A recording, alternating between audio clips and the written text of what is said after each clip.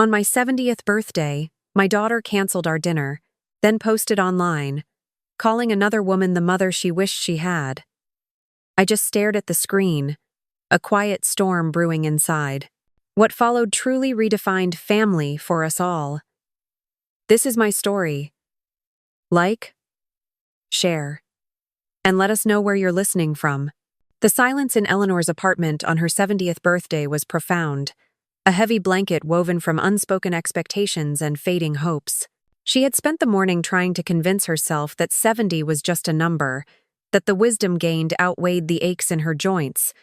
But the truth was, she felt it in her bones, the weight of the years, and the heavier burden of solitude. Her birthday dinner with Olivia, her only child, was the single beacon she'd clung to, a promise of warmth and connection in an otherwise uneventful day.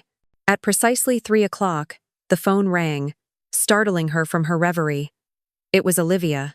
Eleanor's heart gave a hopeful flutter, mistaking the early call for eagerness. "Mom, happy birthday!" Olivia's voice, bright and a little too quick, chirped through the receiver. "Listen, about tonight. I'm so sorry, but something super important came up. I really have to cancel our dinner." Eleanor's grip tightened on the phone. "Something important? On my birthday, Olivia? What could be more important than your own mother's 70th? Her voice was steadier than her heart felt. "Mom, please don't do this," Olivia sighed, a familiar note of exasperation creeping in. "It's a really big deal for Chloe and Diana. It just can't wait. I promise we'll reschedule. Soon. Maybe next week?" "Chloe and Diana," Eleanor repeated, the names tasting like ash in her mouth. Chloe was Olivia's friend from work, and Diana was Chloe's mother. The two had become an increasingly prominent fixture in Olivia's life over the past few years. Eleanor managed a strained, "Fine. Olivia, just fine." She hung up before her daughter could offer any more hollow apologies. The silence returned, now sharper, edged with a fresh layer of disappointment. Hours later, the sun had dipped below the horizon, painting the sky in hues of orange and purple that Eleanor usually admired. Tonight, they just felt mocking. She sat on her sofa, a half-eaten slice of plain toast beside her, scrolling mindlessly through her phone. She rarely used social media, but on a day like today, a fleeting thought of connecting with an old acquaintance had crossed her mind. As she scrolled, an image flashed onto her screen, a vibrant, dazzling photograph that instantly stole her breath. It was Olivia, posing arm in arm with Chloe, beaming. And there, right beside them, was Diana, Chloe's mother. Radiating an almost maternal warmth, they were seated at a pristine white tablecloth table, surrounded by the soft glow of an upscale restaurant, wine glasses gleaming, plates adorned with exquisite food. Olivia was laughing, a genuine, unrestrained laugh that Eleanor hadn't heard directed at her in years. Eleanor's gaze dropped to the caption, her fingers trembling slightly as she zoomed in. The words leaped out at her, each one a tiny shard of glass embedding itself deeper into her already fractured heart. "You're the mother I wish I had," it began, an arrow shot straight through her. Blessed with the best real family, the world tilted. The air left her lungs. "The mother I wish I had." On her birthday, the words echoed, reverberating in the hollow chamber of her chest. This wasn't just a cancellation, it was a public declaration, a brazen renunciation, a statement of replacement delivered with brutal, almost surgical precision. A lifetime of small slights, of feeling relegated to the sidelines, suddenly coalesced into this single agonizing moment. It wasn't the first time Diana had overshadowed her. Eleanor remembered the Christmas Eve 3 years ago, when Olivia had decided, last minute, to spend the holiday dinner with Chloe's family. "They just have such a magical way of doing Christmas, Mom," she'd said, oblivious to the sting of her words. "It's tradition for them." Eleanor had eaten her carefully prepared turkey alone, surrounded by the ghosts of Christmases past. Then there were Lily's school plays. Eleanor would always be there, of course, usually in the third or fourth row, craning her neck to see her granddaughter. But Diana, somehow, always managed to snag a front row seat, always had the best camera, and was always the one Lily ran to first backstage, clutching a handmade drawing or a wilting flower. Eleanor would often find herself standing awkwardly behind them, feeling like an interloper at her own granddaughter's triumph. It was a subtle, insidious erosion, a slow displacement that had somehow become normalized. Eleanor had always swallowed the bitter pill, telling herself it was just how things were, that she was perhaps overthinking it, a typical worried mother. Yet, this emotional sidelining stood in stark contrast to the quiet, unwavering financial support Eleanor had provided Olivia and her family for the past 5 years. She remembered the whispered conversations, Olivia's voice tinged with panic, about their mounting mortgage payments. Eleanor had offered, not once, but repeatedly, to cover the shortfall, her savings slowly dwindling. Lily's private school tuition, a dream Olivia had harbored since Lily was a toddler, had become a quiet burden Eleanor carried, ensuring Lily had the best education, even if it meant Eleanor had fewer luxuries herself. Credit card bills, unexpected car repairs, even the occasional lavish family vacation. Eleanor had been the invisible hand, the silent benefactor, the bedrock upon which Olivia's seemingly stable life was built. She had done it out of love, out of a desire to see her daughter thrive, and perhaps, subconsciously, to remain indispensable, to maintain her place in their lives. Just as the last vestiges of the Instagram caption's cruelty had fully sunk in, her phone rang again. It was Olivia. Eleanor's breath hitched. She took a moment, composed herself, and answered, her voice surprisingly steady. "Mom, I just wanted to call you back properly," Olivia chirped, her tone utterly devoid of any hint that she might have just shattered her mother's world. That dinner was absolutely divine. Diana truly knows how to make everyone feel like family. We laughed so much. She just understands what family means, you know? It was exactly what I needed. Eleanor listened, her vision blurring at the edges. Olivia, describing the very dinner that had replaced her, praising the woman who had replaced her, all while Eleanor was supposed to be celebrating her own milestone birthday. "What family means," Olivia had said. The irony was a suffocating weight. Eleanor managed to utter a few non-committal sounds, feigning tiredness, desperate to end the call before her composure completely crumbled. As she hung up, the phone felt heavy in her hand, no longer a connection but a conduit for betrayal. The realization hit her with the force of a physical blow.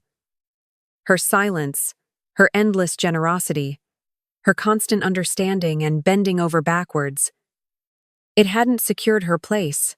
It had merely paved the way for her own exclusion. She hadn't been a valued part of their lives.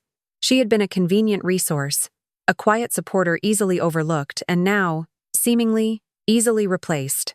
A profound, chilling calm settled over Eleanor. The illusions, the comforting fictions she had built around her daughter's affections, the belief that she was truly loved and needed, shattered into a million irreparable pieces. This wasn't just about a canceled birthday dinner. This was about a fundamental shift, a brutal truth revealed. And in that moment, a cold, unyielding resolve began to harden deep within her. The quiet storm had finally found its direction. The morning light filtered through Eleanor's blinds, usually a gentle welcome, but today it felt harsh, exposing the raw edges of her pain. Her 70th birthday, a milestone meant for celebration, had ended in a desolate confirmation of her daughter's emotional distance and outright disregard. The sting of Olivia's Instagram post, declaring Diana the mother I wish I had, still throbbed. A fresh wound that refused to heal. But beneath the profound hurt, a colder, more analytical part of Eleanor's mind was stirring. She needed answers. Not just to the emotional betrayal, but to the tangible reality of her life and her daughter's.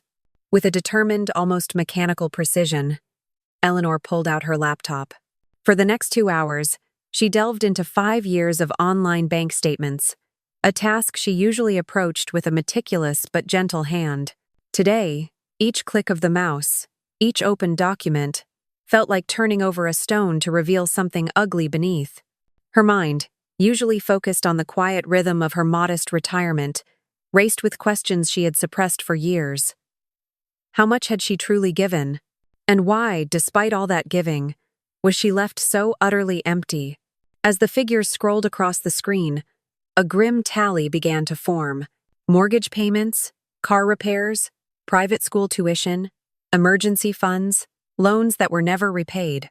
She added, subtracted, cross-referenced, her fingers flying across the calculator, a growing knot of disbelief tightening in her stomach. When the final number materialized, stark and undeniable on the screen, Eleanor felt a gasp escape her lips. Nearly $180,000.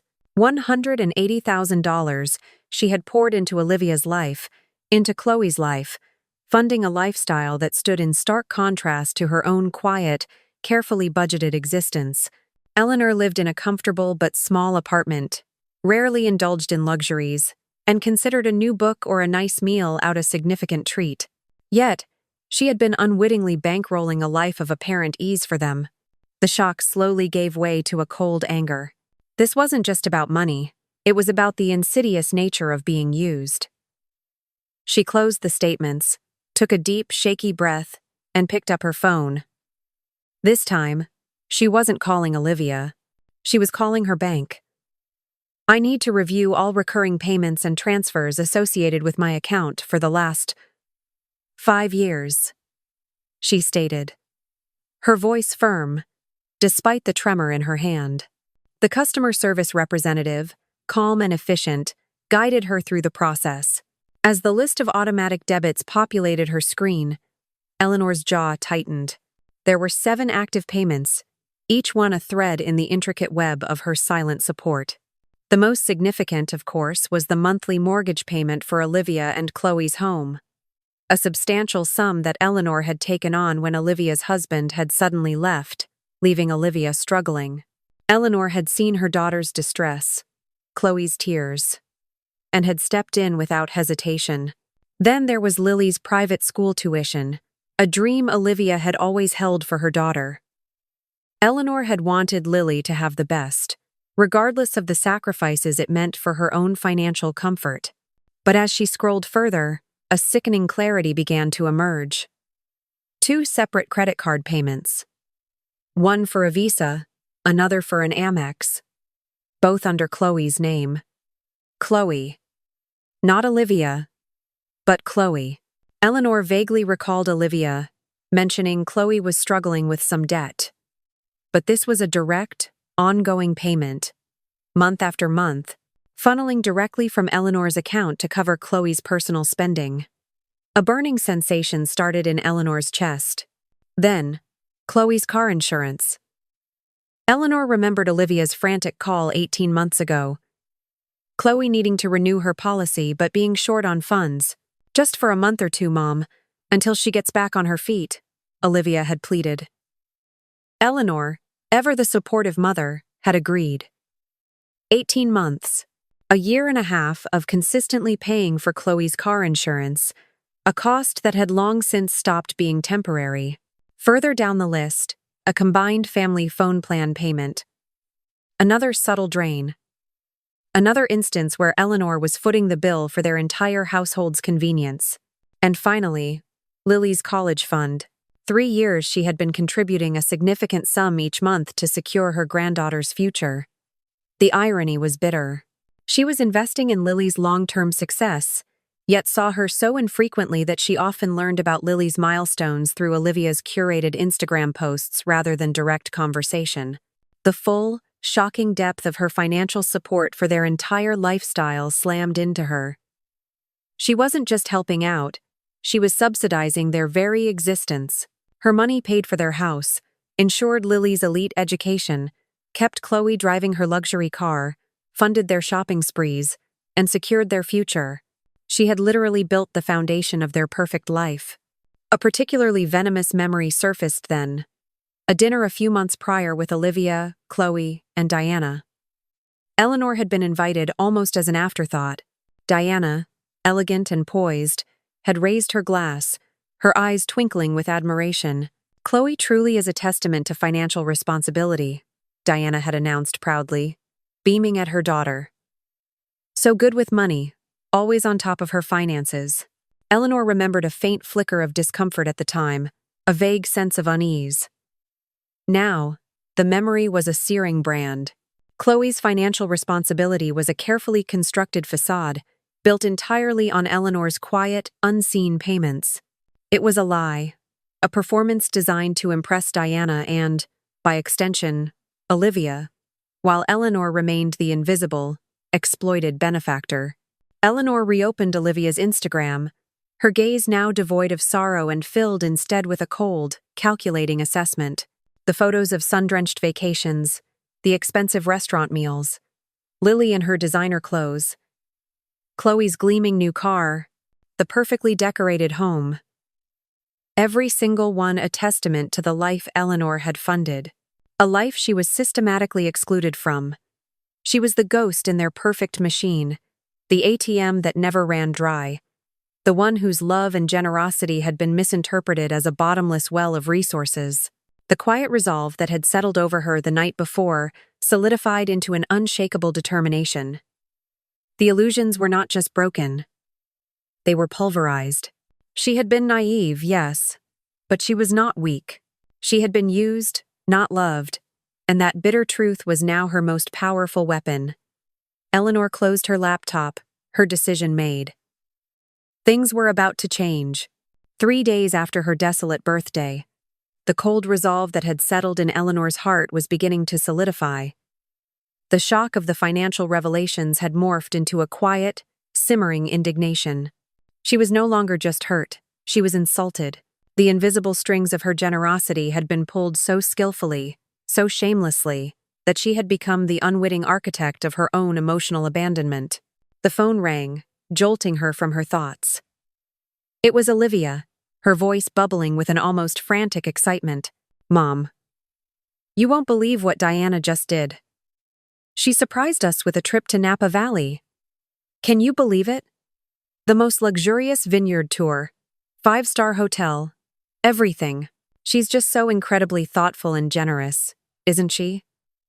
Eleanor gripped the phone, her knuckles white, forcing herself to maintain a neutral, almost detached tone. "Napa Valley, you say? That sounds lovely, Olivia." She listened as Olivia gushed, her words painting vivid pictures of Diana's munificence. "And she even treated Chloe to these incredible spa packages before we left, and a whole new wardrobe of outfits for the trip. She just wants us to feel spoiled and special. Honestly, she's like the mother I always dreamed of having, always thinking of us." The phrase, "the mother I always dreamed of having," hit Eleanor with a dull thud, a familiar, unwelcome echo of the Instagram post. But this time, it fueled her resolve rather than merely breaking her heart. She listened, absorbing every detail, every effusive praise for Diana's generosity, her mind already racing with a new, horrifying hypothesis. After a few more minutes of Olivia's breathless adoration, Eleanor politely ended the call, promising to chat again soon. The moment the line went dead, Eleanor was back at her laptop. Her fingers flew across the keyboard, accessing the credit card statements she had discovered were under her active payments. Chloe's Visa and Amex. She focused on the most recent transactions, the ones from the last few days, coinciding with Olivia's excited revelation. Her eyes narrowed. There they were, stark and undeniable. A series of large charges to Nordstrom. Several transactions from Sephora, renowned for its high-end cosmetics. And then, a charge that made her breath catch. Luxury travel concierge services. The pieces clicked into place with a sickening finality. The spa packages, the new outfits for the trip, the 5-star hotel and vineyard tour in Napa Valley, all paid for through Chloe's credit cards. Which, in turn, were paid for by Eleanor. A cold, hard realization settled in Eleanor's chest. Chloe wasn't just accepting Diana's generosity. She was actively using Eleanor's money to upgrade Diana's gifts, to make them appear even grander, even more lavish than they might have been. Eleanor was funding Diana's reputation as a generous, thoughtful benefactor. She was unknowingly providing the resources for Chloe to earn Diana's approval, creating an illusion of wealth and thoughtfulness that Diana could bask in, while Eleanor herself remained invisible, the silent ATM. The depth of this deception made her stomach churn. It wasn't just about the Napa trip. With a grim determination, Eleanor began to cross-reference months of credit card charges from Chloe's accounts with Olivia's social media posts. The pattern was horrifyingly consistent. Every generous gesture from Diana, every lavish treat, every special outing that Olivia had lauded online. A spa day for Chloe and Olivia. A new designer bag that Diana supposedly insisted Chloe have. Expensive dinners out. Eleanor found corresponding charges on the credit card statements she was paying. The pieces of the puzzle weren't just fitting, they were slamming into place, revealing a meticulously constructed facade. Diana was presented as the epitome of selflessness and generosity, while Eleanor, the true financial backer, was cast as an outdated, irrelevant figure. Another memory surfaced, sharp and painful. Lily's annual dance recital. Eleanor had paid for Lily's intricate costume, the expensive lessons, the special shoes, every single cost associated with her granddaughter's passion. Yet, when she'd asked Olivia about attending, Olivia had said, with a dismissive wave of her hand, "Oh, Mom, it's really just for immediate family, you know. It gets so crowded." Diana will be there, of course, helping Chloe with Lily backstage.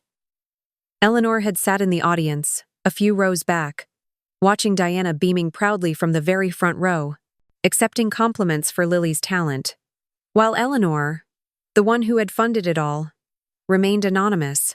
Shaking with a mixture of anger and disbelief, Eleanor knew she had to confront this directly. Not with Olivia, not yet. But with Chloe, the one who was actively manipulating the flow of funds. She dialed Chloe's number, her heart pounding a frantic rhythm against her ribs. "Chloe, it's Eleanor," she said, her voice surprisingly steady, though she could feel the tremor in her hands. "I just spoke to Olivia. She mentioned the Napa Valley trip." Chloe's voice was instantly bright, laced with effusive gratitude. "Oh, Eleanor, wasn't that just the most incredible surprise? Diana is simply the best. She spoils us rotten. I'm so lucky to have her." She paused, then added, with a sickening undertone of false humility, "Olivia and I are always so careful with our money. We never overspend or ask for help, you know. Diana always says she's so proud of our financial responsibility." Eleanor felt a cold surge of nausea. Financial responsibility. The words hung in the air, a cruel mockery. She was about to press further, to ask about the credit card charges, when Chloe, with perfect, practiced casualness, added, "Oh, and speaking of money, Eleanor, Lily has a school fundraiser coming up. It's a really important one, you know, for making a good impression with the other parents. Do you think you could send us, say, $500? It would really help us out. $500 for a good impression, after just enjoying a lavish Napa Valley trip that Eleanor had indirectly funded, purchased on credit cards Eleanor was paying off.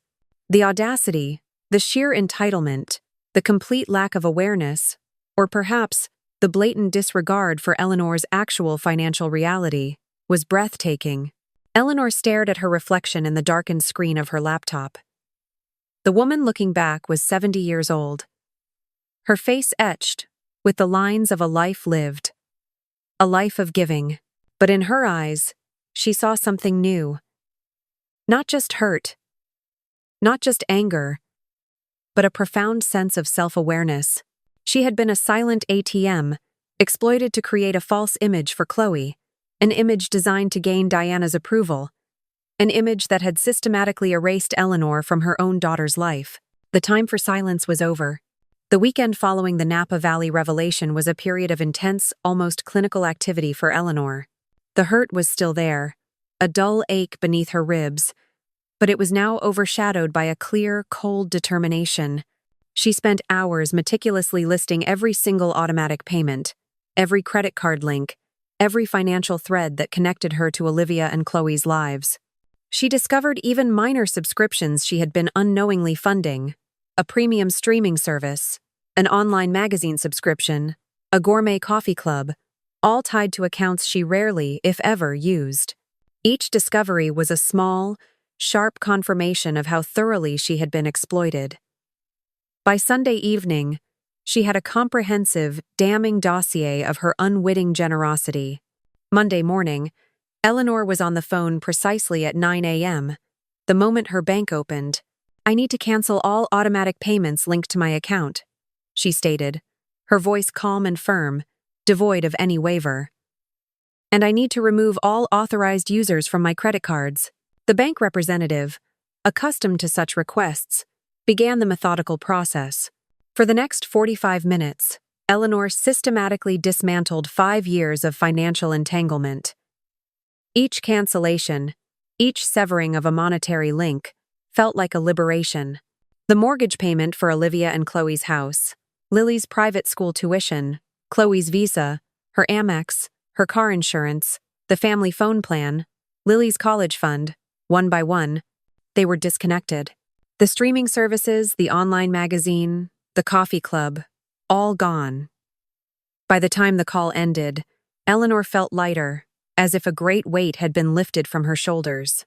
The financial foundation she had so painstakingly and silently built for them was now gone, brick by painful brick.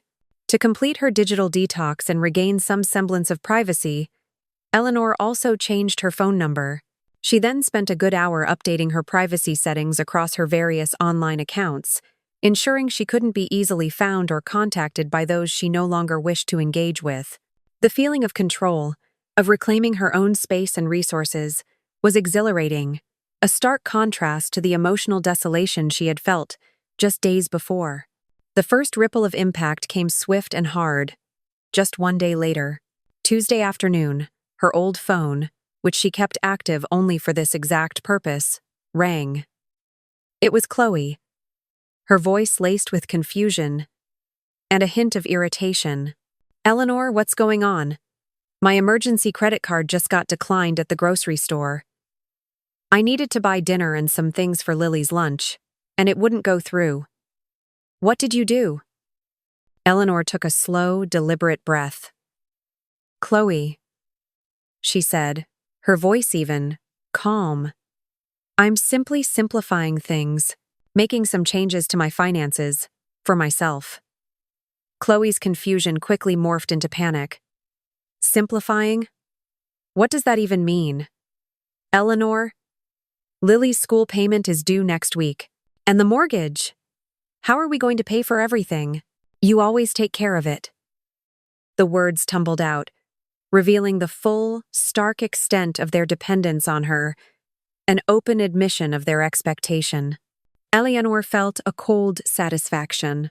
"Olivia and you are very capable women, Chloe," she replied, her tone utterly devoid of sympathy. "I'm sure you'll figure it out." She didn't wait for a response, simply ended the call. An hour later, the old phone buzzed again.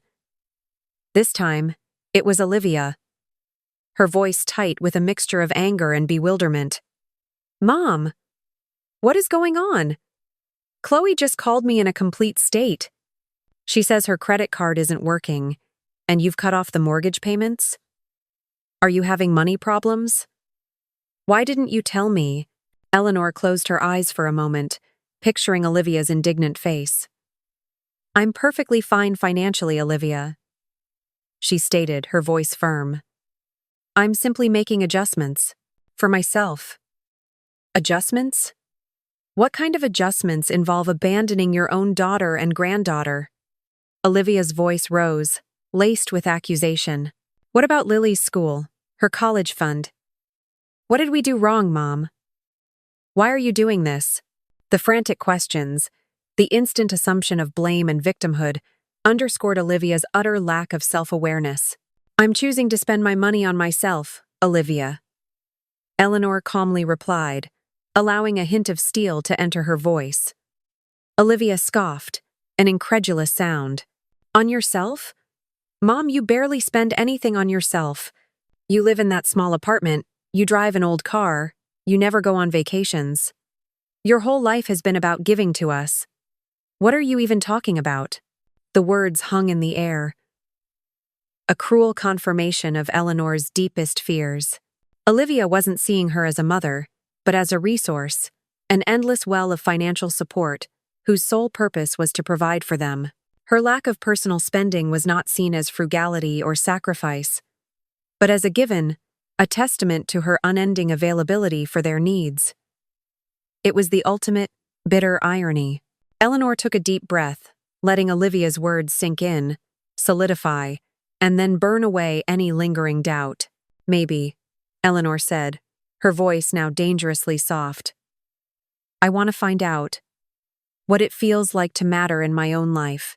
And with that, she pressed the end call button, cutting off Olivia's inevitable protest. The silence that followed was not empty, but filled with a profound sense of self-possession. The foundation had been dismantled. The beginning of the end had truly arrived. If you're finding Eleanor's story as captivating as I am, don't forget to like this video, share it with your friends, and subscribe so you don't miss the next part of this incredible journey. Now, back to the story. The days following Eleanor's decisive action unfolded in a predictable, yet deeply satisfying pattern. Wednesday and Thursday brought a volley of desperate, then increasingly angry, voicemails on her old phone. Olivia's voice, initially laced with confusion, quickly sharpened into resentment, accusing Eleanor of being selfish and uncaring. Chloe's messages were more dramatic, painting vivid pictures of impending financial ruin. Eleanor listened to each one, a growing sense of detachment settling over her, before calmly deleting them.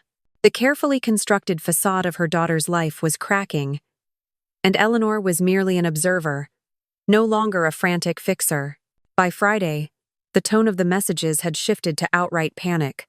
Calls about the looming mortgage payment, the impending threat of Lily having to change schools. All the dominoes Eleanor had set in motion were falling, just as she had anticipated. But instead of fear or guilt, Eleanor felt a quiet resolve. While Olivia and Chloe were descending into chaos, Eleanor was meticulously planning her own liberation. She opened a new bank account, untraceable to her old financial life, a sanctuary for her true savings. Then, with a lightness in her step she hadn't felt in years, she visited a travel agency. Laid out before her were glossy brochures depicting the Emerald Hills of Ireland, the dramatic landscapes of Scotland, ancient castles, and vibrant cities. She booked herself a luxurious, month-long solo trip, a journey of self-discovery that had always been a distant dream, now a tangible reality. The thought of exploring those ancient lands, free from financial burdens and emotional manipulation, filled her with a profound sense of anticipation. By the second week, Olivia had exhausted her options. No more credit cards, no more automatic payments, no more Eleanor as the invisible safety net. The desperate calls gave way to desperate action. One afternoon, Eleanor heard a frantic knocking at her door. Standing on her doorstep was Olivia, looking utterly haggard, her usual polished demeanor replaced by a desperate tear-streaked vulnerability. Her hair was disheveled, her eyes bloodshot, and her clothes, usually impeccable, looked hastily thrown on. "Mom?" Olivia choked out, her voice raw with desperation. "Please, you have to talk to me. We don't know what to do." Eleanor stepped aside, allowing Olivia into her meticulously neat apartment. Olivia's eyes immediately fell on the travel brochures scattered across Eleanor's coffee table, images of the Scottish Highlands, charming Irish villages, luxurious cruise ships. "What? What is all this, Mom?" Olivia asked, her voice tinged with incredulity, pointing at the brochures. "Are you planning a trip? A big trip?" Eleanor sat calmly on her sofa, gesturing for Olivia to sit opposite her. "Yes, Olivia. I am. To Scotland and Ireland. For a month. But we can't even afford the house payment next week, Olivia exclaimed, her voice rising in a desperate plea. Lily might have to leave private school. Everything is falling apart, Mom. How can you be planning a luxurious vacation when we're losing everything? Eleanor met her daughter's gaze, her own eyes clear and steady. My priority, Olivia, is myself now. Olivia stared at her, genuinely bewildered. Mom, what's happening to you? This isn't like you at all. You've always been there for us, always put us first. When was the last time, Olivia? Eleanor began, her voice soft but piercing. That you called me just to see how I was doing? Without needing something, without asking for money, or a favor, or a babysitter for Lily, or to complain about your own problems? When was the last time you remembered it was my birthday and not just a convenient excuse to cancel dinner for someone else's mother? Olivia stammered, her gaze flickering away. That's not fair, Mom. We love you. We always tell you we do. You need my help, Mom. Olivia then pleaded, her voice breaking. We need your help to fix this. Eleanor felt a cold, hard truth rise within her. You don't need my help, Olivia. You need my money. It's the same thing, isn't it? Olivia burst into tears, covering her face with her hands. That's not true. We were always grateful. So grateful for everything you did for us. Eleanor leaned forward, her voice dropping to a low, intense register. Grateful, Olivia? Is that what you call it? When Chloe was charging her new outfits, her dance lessons, even dinner parties, all to my credit cards, while Diana received all the praise for her generosity? Is that gratitude? Olivia's face, already pale, visibly blanched. She opened her mouth, but no words came out. Eleanor continued. Each word, a measured blow. I discovered I've been funding my own replacement for 5 years, paying for Chloe to buy Diana's affections, while I became nothing more than a silent ATM. She paused, allowing the gravity of her words to sink in. And then, after all that, after I'd paid thousands for a lavish Napa Valley trip, Chloe had the audacity to ask me for $500 for Lily's school fundraiser, for a good impression. That, Olivia, is when I realized you both truly thought I was stupid. Olivia looked utterly devastated, her composure shattered. Mom, please, we can fix this. I can fix this. Just tell me what to do. Eleanor shook her head slowly, a deep weariness settling over her. No, Olivia, you can't fix this. You can't fix 5 years of making me feel like an outsider in my own daughter's life. You can't fix the casual cruelty, the complete disregard for my feelings, and the blatant exploitation of my love. Her gaze hardened. I'm going to live my life for me, Olivia. Finally, Olivia's desperation turned to a frantic worry. But what about Lily, Mom? What will she learn? What will she think? Eleanor looked at her daughter, a profound sadness in her eyes. Lily, Olivia, will learn about real relationships. She'll learn that love can't be bought, and that genuine connection is earned, not expected. And perhaps, she'll learn to value the people who truly care for her, not just for what they can give. After Olivia's tearful departure, Eleanor felt a strange mix of exhaustion and exhilaration. The confrontation had been draining, yet deeply cathartic. The words she had longed to speak for years, words of truth and self-respect, had finally been uttered. With a renewed sense of purpose, she went online and finalized the booking for her 3-week trip to Scotland. Each click of the mouse, a silent affirmation of her new beginning. Later that evening, her old phone buzzed. It was Chloe.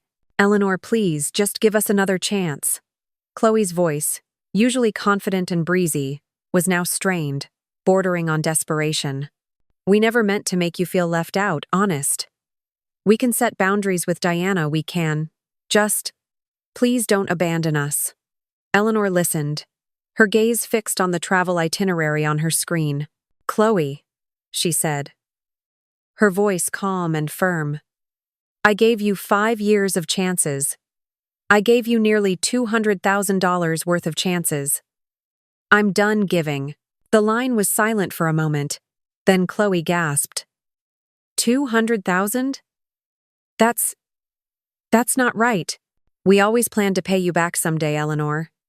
Someday never came, Chloe, Eleanor replied, a hint of weariness in her voice. Learn to live within your means. Learn to value people for more than what they can give you. She didn't wait for a response. She simply hung up. Then, with a decisive gesture, powered off the old phone for good.